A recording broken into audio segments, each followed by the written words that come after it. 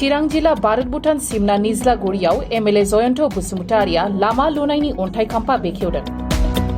चिरां जिल्लानि भारत भूटान सिमना ओनसोलाव जौगाथाय लाबोनो थाखाय रायजो सरकार आरो बिटिआर सरकारनि माखासे बिथांखिफोरखौ मावफुंबाय थानाय बायदिनो दिनै गिबि मन्थ्रि जौगाखां पाक्का लामा लुनाय बिथांखिनि गेजेरजों 37 नं सिडली बियाबनि एमएलए जयन्त बसुमतारिया भारत भूटान सिमना ओनसोलाव लामा लुनायनि अन्थाइ खाम्फाखौ बेखेवना होयो। एमएलए जयन्त बसुमतारिया चिरां जिल्लानि भारत भूटान सिमनानि निज्लागुरि हाथाइनिफ्राय थुक्राझारसिम थांग्रा लामा आरो बुर तिनियालिनिफ्राय रानीबुरसिम थांग्रा 3 किल'मिटार गोलाव लामा लुनायनि अन्थाइ खाम्फाखौ आलादा आलादा बेखेवना होयो। लोगोसे बुर तिनियालि बाजारनि साखाथियाव थानाय गुदि फरायसालिनि लांगोनायाव गोदानै मडेल आंगनवाड़ी मिरु लुनायनि गाहाय खुन्थियाखौबो गायसनना होयो। बे हाबाफारियाव 14 नं चिरांदुवार ब्लक कमिटि यूपीपीएल दोलोनि आफादगिरि बिरदाव मुसाहारिजों लोगोसे यूपीपीएल दोलोनि बिबानगिरि मावथिफोर आरो गामिनि गोबां गागि सुबुंफोरा बाहागो लायो।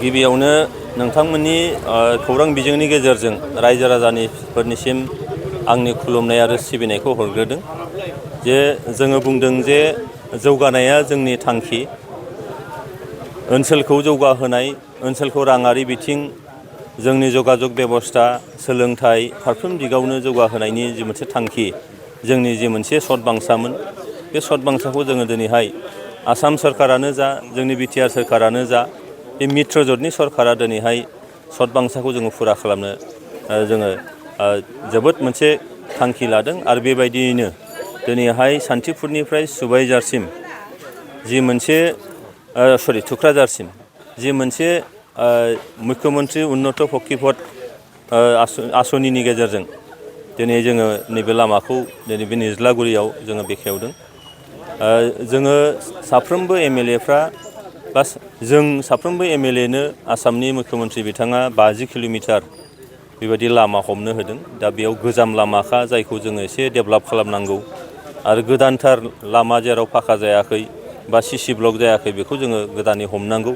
दा बेबायदिनो आंनि समस्थियावबो गासै 50 किल'मिटार लामा देग्लाय 22-23 बे फाइनान्सियेल इयाराव बेखौ हमनाय जादों आरो बिनि गेजेरजों जोंनि हान्था मेलानि जिफोर राहा बेखौ निस्सय मेजर जेंनाखौ जों फोजोबनायनि थांखि लादों आरो आं आसा खालामो नैबे लामाया बिराद मोनसे इम्परटेन्ट मोनसे लामा बियो जोंनि चिरां जिल्लानि हेडक्वार्टार काजलगावनिफ्राय लानानै सान्थिफुर गेलेमफु फैनो थाखाय जिफोर जोङो लामाया बायला जिला जानानै दंमोन दा बेखौ हमनो मोननानै बा दिनैहाय बेखेवनो मोननानै जोबोद गोजोननाय मोनदों। जोंनि जे बिसायख'थि समाव रायजो राजाफोरनि खाथियाव जे जोंनि खोथा होनायमोन बे खोथा होनायखौ जों दिनै फुरा खालामबाय आरो बेबायदिनो दंबावो जोंहा थाइखा जरायाव दिनैहाय जों बेखेवबावगोन। मैया निसिमा समस्थियाव मोनथाम लामा जोंनि गार्जेन मिनिस्टार बिथां इउजि ब्रह्मनि नुजाथिनायाव बेखौ बेखेवनाय जादों आरो मैया फुङावनो सामथाइबारि 13 चिरां समस्थिनि सिङाव थानाय बेयाव मानगोनां चिफ बिथांनि जानानै आङो लामाखौ बेखेवदों। दा बेबायदिनो आरोबाव माखासेया जोंहा काजलगावबो दंबावो बिनिफ्राय जोंहा सालाकाथि समस्थियावबो दङ। बे समस्थिनि फारफ्रोमबो खना खनला समानै जौगानाय समान मोनथाय बेखौ जोङो नाजाबाय थानाय जादों। मिजिं खालामदों मुख्यमन्त्रि बिथांनि जे सिमां जोंनि बिटिआरनि चिफ मानगोनां बिथां प्रमद बर'नि सिमां आरो इउपिपिएल दोलोनि जेफोर मोनसे सतबांसा बे सतबांसाखौ जोङो जेब्लाबो सुफुंनो थाखाय रायजो राजानो जोङो उत्सर्गा खालामनो थाखाय रायजो राजानो थाखाय बावनो थाखाय जों जेब्लाबो रेडि। उननि समाव खामानि मावनो थाखाय नोंथाङा रायजो राजाफोरनिफ्राय मा आशीर्बाद खावलायगोन? बे नोंथांमोननि गेजेरजों आङो बेखौ फोरमायनो लुबैदों जे आङो सिडली समस्थिनि सासे एमएलए हिसाबै जोंहा 50 किल'मिटार जों अलरेडि लामाखौ जों बेखेवबाय बा बेखेवगोन। बिनिफ्राय आरोबाव नोंथांमोननो आं फोरमायनो लुबैदों जे गुडउइल माने आसनिनि गेजेरजों जोंहा चिरां जिल्लायाव आरोबाव 56टा बेबायदि लामा दंबावो। दा बोसोरसेयावनो जोङो गुडउइलनि गेजेरजों 56 एमएलएनि गेजेरजों जोङो 50 किल'मिटार आरो बिनि अनगायैबो जोंहा एसअपिडिनि माखासे लामा दङ बेनिफ्राय नोङो WPTनि माखासे लामाफोर दङ, RIDFनि लामा दङ। दा बेजों जोङो नायदों जे मुख्यमन्त्रिया मोनसे थांखि लादों, जोंनि गिबि मन्थ्रिया, जे फैगौ 2022नि गेजेरावनो जेराव जोंनि लामाफ्रा एखेबारे गाज्रि जानानै दं, गोदान माखासे लामा बानायनांगौ, बिनिफ्राय दंफां दालांखौ जा कनभार्ट खालामजोबनांगौ फाखायाव, बिनिबो माखासे हमखानाय जाबाय। खोब खम समनि गेजेराव जों बेखौबो बेखेवगोन। आरो बेबायदिनो ब्रिज गेप दङ, जेराव गोबां जायगायाव जोंहा ब्रिज गैया, बे ब्रिजखौबो दिनै बानायनो थाखाय नाजानाय जादों। सिडलो समस्तियाव गुबैयै 3 गेदेर गेदेर ब्रिज नांगौ जोंहा। बे जाहैबाय औगुरि आरो आमगुरि बारस'नाय, बेयो नांगोल दैनि गेजेराव माने बेयाव दङ, आरो आमगुरिनिफ्राय राङिजरा बारस'नाय माख्रा दैनि गेजेराव, बेनिफ्राय ओरैहाय बासुगावनिफ्राय खालिफुख्रि बारनाय, बे जाहैबाय साम्फा दैनि सायाव। बे 3 मेजर दालां, आरो बे मेजर दालांखौ आङो एसेमब्लियाव कुइसन फुटाब खालामदोंमोन, आरो चिफ मिनिस्टार बिथांनिफ्राय मोनसे लिरनानै होदों जे बेखौ जोङो DPR बानायनो थाखाय अर्डार होगोन, आरो DPRआ जेब्लानो कमप्लिट जागोन अब्लानो बे दालांनि सेंसननि खोथाखौ जोङो निस्सय सिन्था खालामगोन होननानै। दा काउन्सिलनिफ्राय अलरेडि बेखौ प्रसेस खालामनानै चिफ मिनिस्टारनो साबमिट खालामबाय। गार्जेन मिनिस्टार बिथांखौबो आं मैया खावलायदों बेखौ साबमिट खालामनानै।